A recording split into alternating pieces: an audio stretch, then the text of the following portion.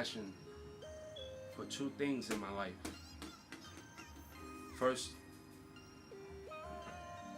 is barber, being a barber. And second is music. I started doing music when I was 14 years old. But I remember I always loved music since I was a kid. I used to go to school and in the choirs and in church. And I used to sing. I used to love singing. I used to love when people used to be like, wow, you know how to sing. And that used to give me goosebumps because I'm like, yes, like people are actually hearing me. I have no opportunity. I had to create my own opportunity. I had to hustle my way through life, you know? And people think to this day that shit was given to me without not knowing the struggles that I went through. How the hell shit was given to me? Because everything's going good? No, those called blessings for actually trying. If somebody wanted to close the door, I knocked it down. Because I know that at the end of the day, I am talented.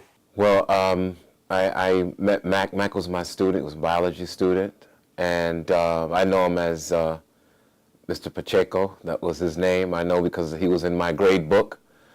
And he was in school. I mean, he wasn't your model, straight A student, going to be a doctor or anything like that, but he was respectful.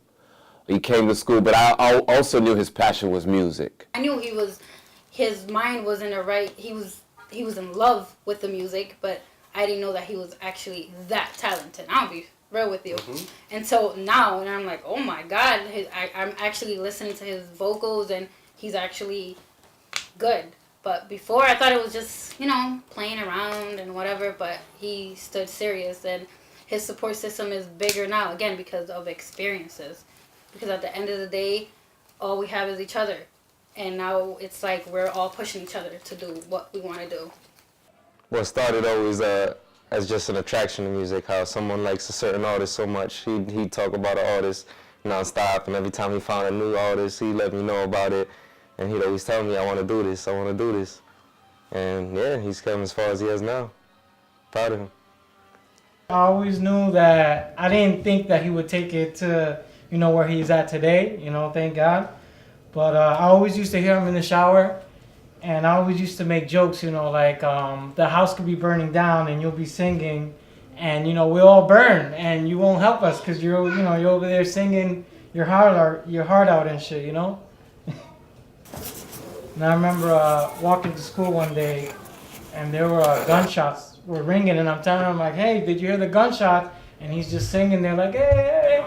And I'm like, yo, you heard the gunshots, like, what are you doing? You know, like, let's get the fuck out of here. But yeah, he was just chilling, singing.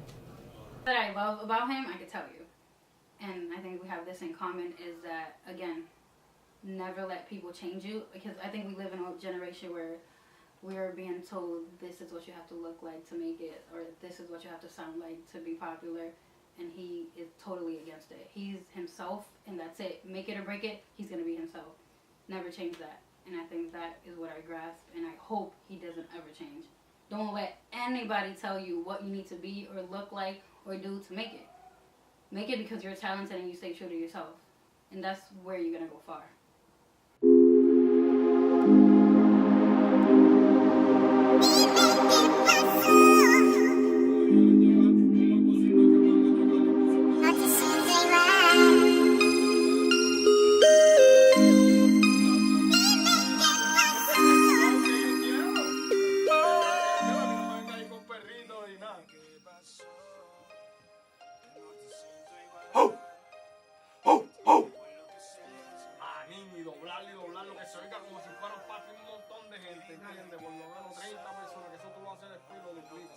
I will always remember these words from an icon, a reggaeton icon.